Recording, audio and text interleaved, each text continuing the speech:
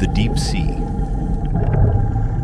An unfathomable and uncharted expanse of our planet.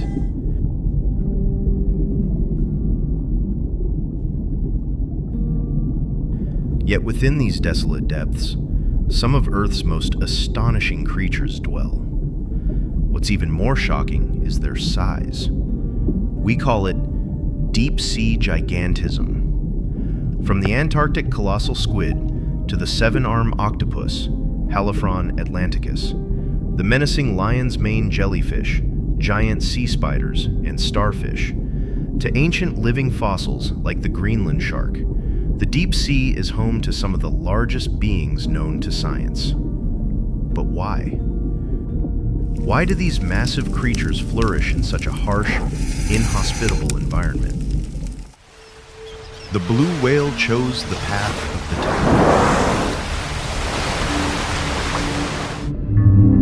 At 190 tons, it is the largest organism to ever haunt our reality, drifting through the killing fields like an untouchable fortress, too colossal to be hunted.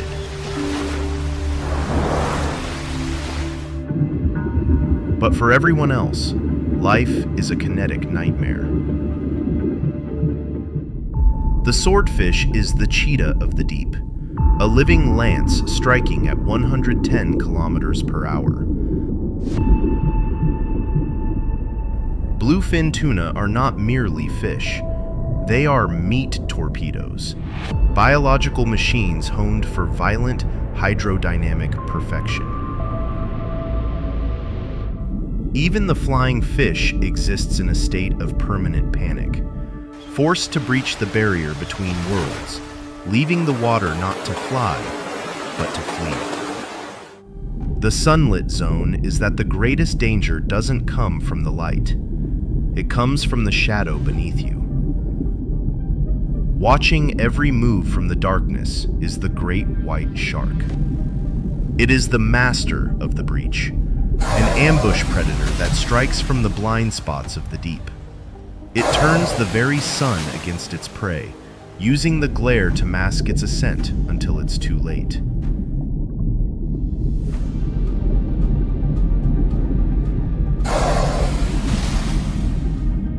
In this sunlit paradise, the surface is merely a wall that traps you against the coming strike.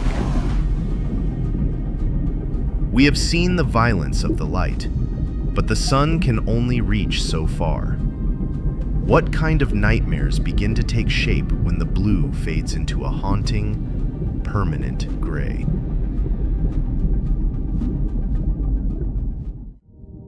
As we leave the sun-drenched surface, we enter the mesopelagic twilight zone. Here the light doesn't just fade, it dies. The problem is simple. How do you hunt in a world of shadows? Visibility is nearly zero, yet you must find prey before you become it. Evolution's solution is the giant squid. It is a phantom of the gloom, armed with basketball-sized eyes, the largest in the animal kingdom. These black orbs aren't meant to see the sun. They are designed to detect the faintest betrayal of bioluminescence in the dark. For centuries, this was just a ghost story.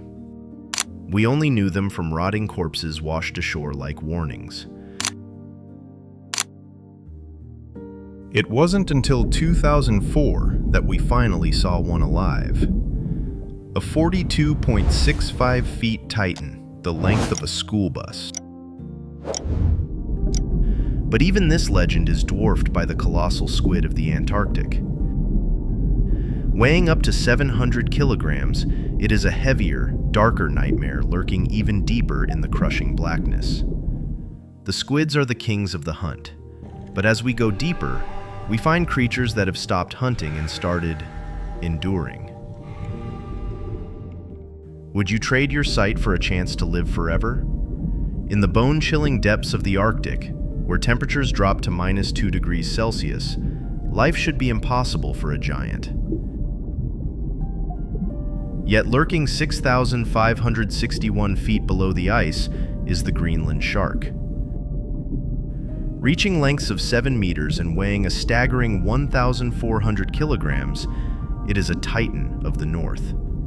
But here lies the problem. In this freezing, high-pressure desert, food is incredibly scarce. How does a predator maintain a body that outweighs a great white without burning through its energy and starving to death in the dark? The solution is a masterpiece of evolutionary patience. Belonging to the sleeper shark family, this creature has abandoned the violence of speed. It drifts at a ghostly 0.76 miles per hour, so slow it seems suspended in time. Its metabolism is so sluggish that its heart beats like a distant, rhythmic drum in a tomb. To fuel its massive bulk, it possesses a cavernous stomach. One female was found with 136 kilograms of food inside her. They don't hunt.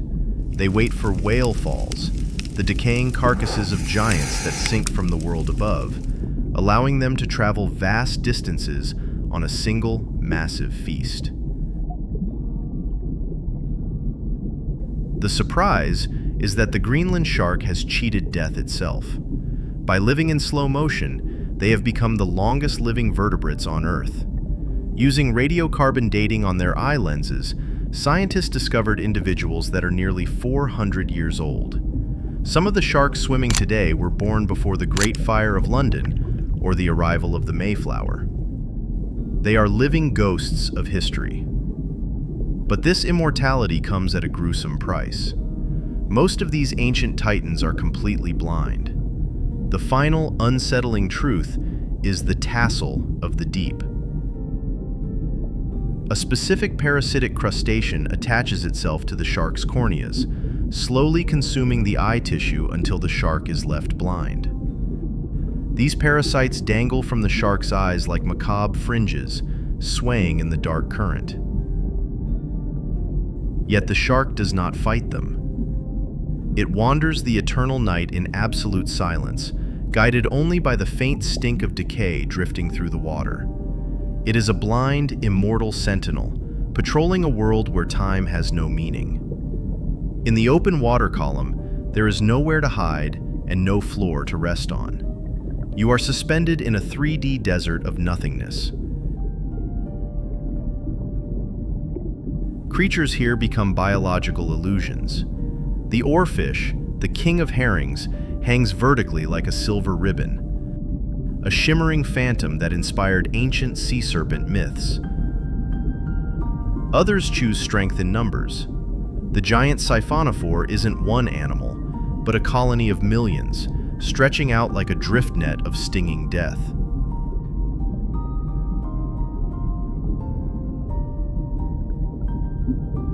Among these giants lives the Gigantocyprus, a seed shrimp the size of a ping-pong ball. It is essentially a giant orange radar dish, using its massive reflective eyes to hunt for tiny shadows in the void. It is a living piece of alien technology suspended in the deep. We are still miles above the bottom. But as we finally hit the seafloor, the horror stops drifting and starts crawling. Have you ever seen a pill bug the size of a dog?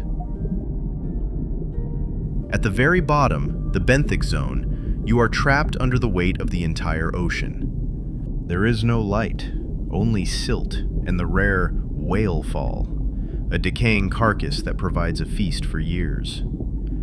The scavengers here are built like tanks. The giant isopod is the stuff of nightmares, a prehistoric pill bug that scuttles across the seabed, burying its face into rotting flesh.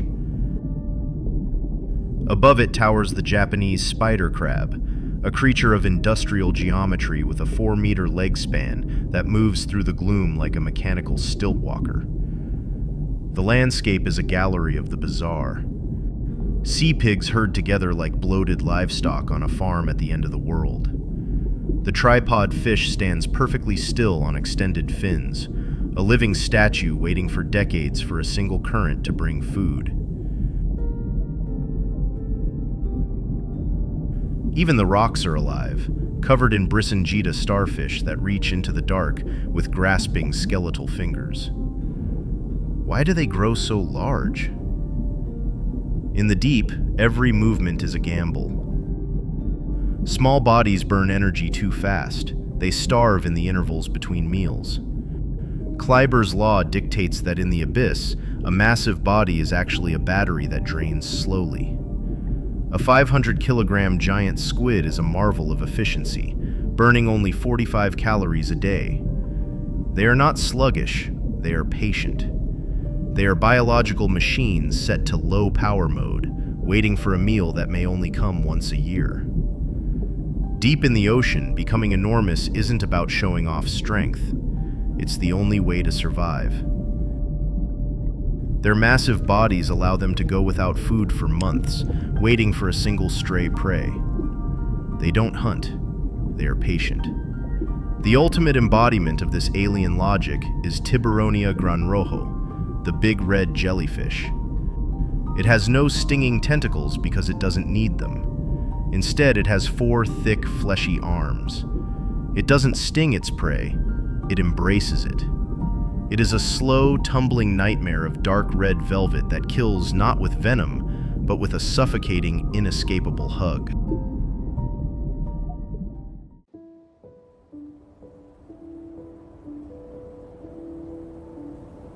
We shift our gaze to the ends of the earth. The polar seas. Here, in the polar seas of the Arctic and Antarctic, the water doesn't just bite, it kills. Temperatures hover near freezing, a point where most biological processes should grind to a halt.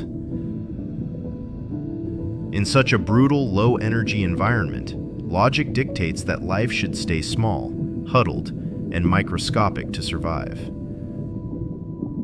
The problem of the poles is the sheer lack of heat to fuel a large body. And yet, when we look beneath the ice, we find the exact opposite. We find monsters. Why does the most inhospitable environment on Earth produce creatures that are disturbingly larger than their cousins in the tropics? The solution lies in a strange quirk of chemistry. According to Bergmann's rule and the oxygen temperature hypothesis, the colder the water, the more oxygen it can hold. This creates an oxygen trap.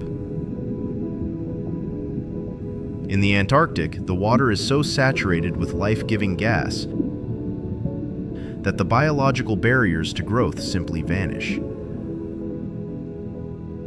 This allows the giant sea spider to reach the size of a dinner plate. Because their bodies are stretched so thin by this growth, they've evolved a terrifyingly efficient solution. They have no lungs. Instead, they absorb oxygen directly through holes in their legs, the same legs that house their digestive systems and even their reproductive organs. But even with all that oxygen, a giant body needs a way to hunt. What happens when a predator evolves so many limbs it stops looking like an animal and starts looking like a nightmare? The surprise of the polar depths is the Antarctic sun star. While a typical starfish has 5 arms, this predator can sprout up to 50 long, writhing tentacles. It sits on the dark seafloor, raising its many limbs into the water like a Velcro-coated trap to snatch passing krill. Near the surface, the lion's mane jellyfish takes this gigantism even further. With stinging tentacles that can stretch over 118 feet, longer than a blue whale. Even the colossal squid, the heaviest invertebrate on Earth, hides in these freezing southern depths, growing to impossible sizes, fueled by the oxygen-rich chill. These creatures are titans of the deep. But there is one detail about their existence that is more unsettling than their size. Do you know why you can't run away from them? The final, most chilling truth about the polar seas is the viscosity of the water. In the extreme cold, the water becomes denser, thicker, almost like a liquid soup. Because of this, the giants of the poles don't move fast. They move with a haunting, agonizing slowness. It is a slow-motion nightmare.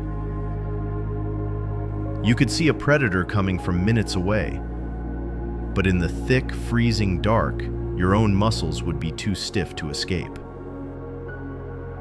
You are trapped in a world where the monsters are patient, and the water itself is trying to hold you still. But if these giants are the masters of the frozen shallows, what kind of pressure-resistant horrors are waiting for us as we leave the ice and descend into the lightless void of the abyss? Imagine descending into the abyssopelagic zone, a realm between 13,123 feet, 4,000 meters, and 19,685 feet deep, where the sun is a forgotten myth. Here, the problem is simple. Survival is impossible for us. According to NOAA, every 10 meters you dive, the pressure increases by 1 atmosphere. By the time you reach the bottom of the Twilight zone at 3,280 feet, the pressure is already 101 atmospheres, equivalent to having an elephant stand on your thumb. In the abyss, that weight becomes a crushing, inescapable force that would flatten any human vessel like a soda can. The solution to the crushing pressure is a masterclass in biological engineering. To avoid being shattered, creatures here have abandoned hard bones for soft, watery bodies that cannot be compressed. Many are draped in deep red or velvet black. Because red light doesn't reach these depths, they become invisible ghosts. Look closely at the siphonophore. Not a single animal, but a haunting colony of thousands of tiny zooids working as one. Some of these gelatinous chains stretch longer than a blue whale, drifting like ethereal ribbons through the dark. The surprise is that the abyss is not empty. It is a gallery of horrors. At 16,404 feet, 5,000 meters, you meet the fangtooth fish, a creature with teeth so large it can't even close its own mouth. Nearby, the gulper eel waits, its body mostly consisting of a massive hinged jaw designed to swallow prey much larger than itself in a single, desperate gulp. Then, there is the Dumbo octopus, hovering like a phantom just above the seafloor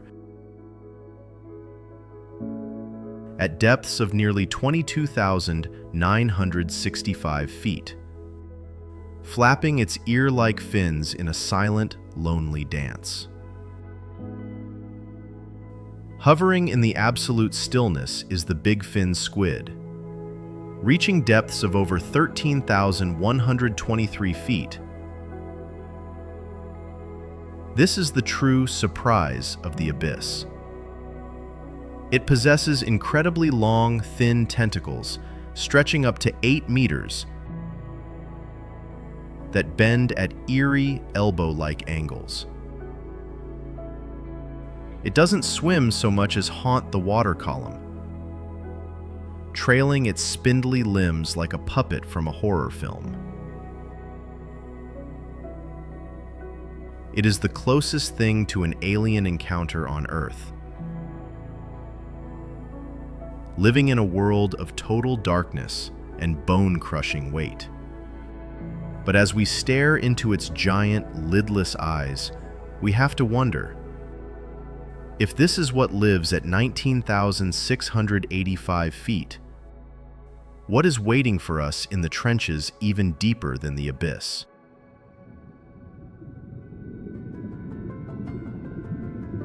Welcome to the Hadal-Pelagic Zone, the zone of Hades.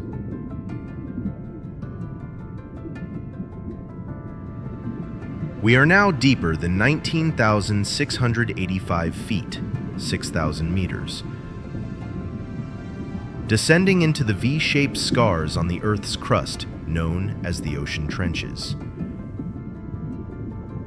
At the bottom of the Mariana Trench, in the Challenger Deep, you are nearly 36,089 feet below the surface, equivalent to a jet plane running over your toe. The problem here isn't just the cold or the darkness, it is the physics. The pressure is 600 to 1,100 times greater than the world above, enough to crush a reinforced steel hull as easily as a soda can. It is a place where the laws of nature seem to break. In this eternal tomb of water, how can anything with a heartbeat survive without being flattened into dust? The solution is a beautiful, terrifying paradox. At 26,246 feet, 8,000 meters, you meet the Mariana snailfish. It has no armored scales. It's soft, transparent, and fragile like a piece of jelly. How does it not get crushed? Scientists have discovered the secret lies at the molecular level. Its body is filled with TMAO, a substance that prevents proteins from being crushed by pressure. They don't resist pressure. They become pressure. They are liquid ghosts, passing through physical walls that humans cannot reach. But even if you can survive the pressure, you are still in a desert of darkness. In a world with no plants and no sunlight, what could possibly be large enough to call this place home? The surprise is that the abyss doesn't starve. It feasts on our leftovers. Meet the Abyssal gigantea, a giant amphipod the size of a guinea pig. While its cousins in shallow water are tiny specks, this creature has grown into a monster of the deep. They are the ocean's ultimate recyclers, evolving specialized enzymes to digest what should be indigestible: sunken wood and the wreckage of ancient ships. They turn the world's trash into giant biomass, thriving on the debris that falls from the world above. These giant scavengers are impressive, but they aren't the strangest thing down here. Would you believe that at the very bottom, the most resilient life form is actually just a single, massive cell? At the absolute limit of life, we find the xenophyophores. These are not fish, nor are they multi-celled animals. They are the world's largest single-celled organisms, existing as giant, plate-like structures that soak up the heavy metals and toxins of the trench floor. They are the silent sentinels of the Mariana Trench, thriving in conditions that would be lethal to almost any other life form on Earth. They prove that life doesn't just exist at the bottom of the world, it dominates it. We have reached the deepest point on our planet, where the pressure is absolute and the darkness is total. But as we look at these alien forms, we have to ask, if life can thrive in this liquid purgatory, what else is waiting for us in the oceans of distant moons? The giants of the deep are masters of stability. For millions of years, they evolved in a world that never changed, a silent sanctuary of cold, oxygen-rich water. But the sanctuary is being breached. Look closely at the marine snow drifting down. It is no longer just organic matter. It is a blizzard of microplastics, toxic confetti being swallowed by creatures that don't know any better. The real tragedy, however, is invisible. As our planet warms, the deep oceans are heating up, and warm water cannot hold the oxygen these giants desperately need. For a creature like the giant sea spider or the bigfin squid, their massive size was once their greatest advantage. Now, it has become a death sentence. In a world running out of breath, their magnificent bodies are becoming their own glass coffins. These titans, who survived the crushing pressure of the abyss, are now being suffocated by a world they have never even seen. We often think of the abyss as a different planet, but our footprints are reaching the bottom of the trenches faster than we are. If the giants of the deep vanish, what will be left to guard the secrets of the dark? The deep ocean is the last great mystery of Earth, but it is more fragile than we ever imagined. We are the first generation to truly see these monsters, and we might be the last to save them. If you felt a chill learning about the wonders of the Hadal Zone, hit the like button and subscribe to join us as we dive deeper into the unknown. Leave a comment below. Which of these deep-sea giants surprised you the most? Your voice helps bring light to the darkest corners of our planet.